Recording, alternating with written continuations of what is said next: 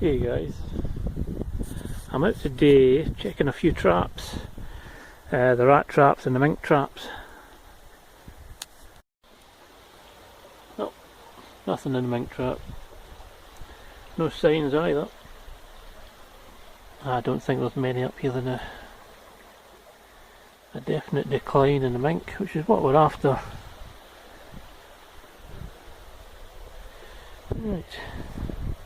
Right, you did check the rat traps, nothing in this one. I don't know if you can maybe see in there. You can just see the plate of the trap in there. This is one of these planting pot things. You know, just upside down, a couple of holes in it, bit of wire on the bottom for a base, bit of wire over the top to hold it on. It's a wee bit more safe than the normal ones. Still works good. Right, next one. Right, there's this one. Quite a big rat.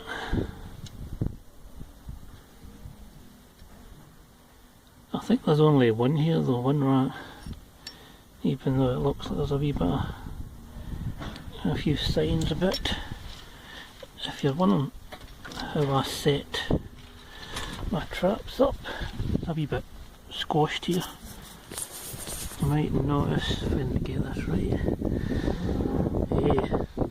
my traps have got a kind of wire cage over the top of them. There's two wee sticks each side so that the rat will come straight across the plate. The bait is here and at the other end, because I never put it on the plate because I don't want the rat sitting nibbling like that.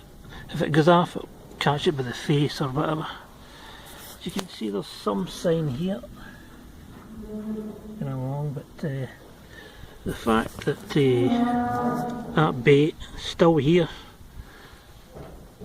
is making me think that there's only one rat here. I'm surprised even the wee birds haven't been taking that. Incidentally, it's custard creams that are my preferred rat bait. I get a little tub of them. They work great, trust me. Right. Another thing, always make sure these are attached to something kind of solid. It's not just the fact that the rat will run away with it. Sometimes the fox will come along and it'll want a bit of rat dinner, so it'll take the rat and your trap with it. With this one, I've attached it to an old tyre. So, right, I'll go and see if I can see that feral pigeon. So I thought I'd give you a little look at my other gun. It's a BSA Lightning XL Tactical. Quite an old gun, but a good gun. It's full power. Got an aux mainspring in it, though it's cut down. If you ever put an aux mainspring into these, it does take it just slightly over the legal limit. Just over 12, some just below, some just above. But they do reduce the twang an aux mainspring, so I would recommend it. Just to make sure you cut one or two coils off the mainspring and that'll be fine. It's got a kind of a silencer, not exactly, I don't think it really works, but it does make it a good grip, and it's a very short gun and very light. Some people are into that. I really like it. It's very good for in a hide or in about buildings. You might notice I've got the camera on it today. I was going to do a little sighting in session, but I've put this on. It's one of those kind of GoPro things, just testing it out. Absolutely useless. Every time I fire it, moves the video, so I'll just do a little look at this gun today. Other than that, I can't really say that much about it, other than it's a good wee gun. They do get a lot of bad press, these guns. I think because some of them were made in Spain and the quality wasn't too great, but on this one it's pretty good. It's a very accurate little gun. Trigger's not great, but it does the job. I've got a little hawk scope on it, 4x40, very basic. Thick crosshairs, multi-dot. I say it took a lot of crows, a lot of rats, feral pigeons, which I'm after the day. I know there's at least 1 or 2 in the barn today, so that's why I was taking this gun. The stock's ABS, plastic, tough. You don't really care if it gets covered in mud, blood and poo. That's how I like it. The only trouble with these guns are the maxi grip rail. That's here.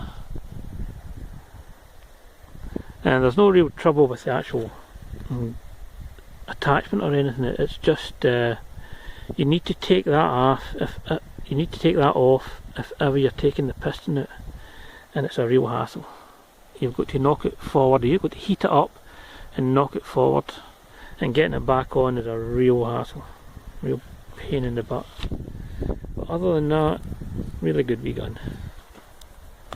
Only thing I would like to have seen is the kind of barrel axis pin. It's just straight pin. It's not the old screw type like you would see on a like the Omega or a Wirac or Virac. But don't underestimate these little guns. They're pretty cheap and they will do the job. There's not much else I can say about it. A cheap little gun that'll kill you plenty of crows, magpies, rats and everything else. Right, what am I doing now? I've fed up the squirrel feeder. It has been emptied since the last time, but I haven't seen a squirrel in here for a while. So I'll go on, see if I can get this feral pigeons. Right, that's the feeder topped up. More crunchy nut granola. A good wee feeder, this metal, so it lasts a good while. There isn't much rust, although you can see the squirrel's been having a bite at it, but other than that, very little rust, little wee bits here and there. Very good. Hopefully it lasts a good few years.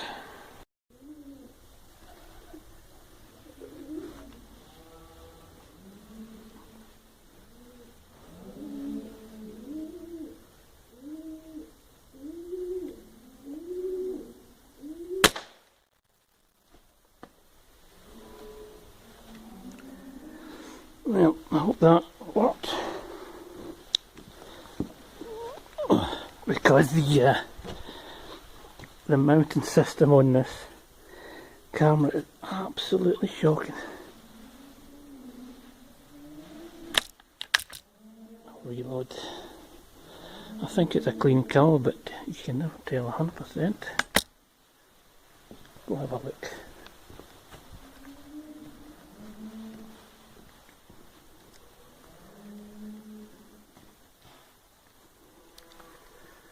Let it go.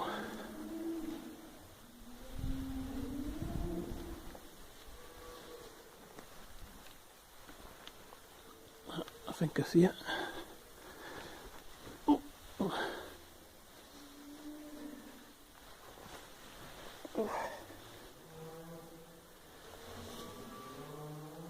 Better make sure.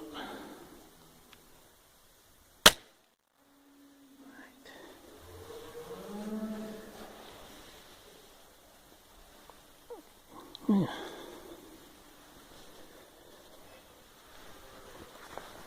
Oh.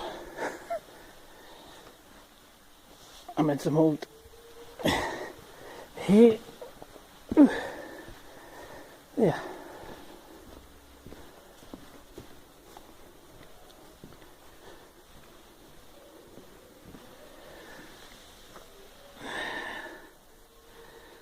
We'll see how this goes. I'll clean that up, give it to Coco. Yeah, a nice little happy meal for Coco the cat. Doesn't go to waste. The fox or the crows or something will get that. Just a little add-on. There's another two. See, a couple of days later. Two more.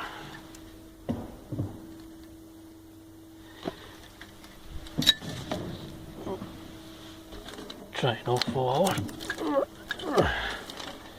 Two more quite big ones. I'll clean them out. Custard creams always work.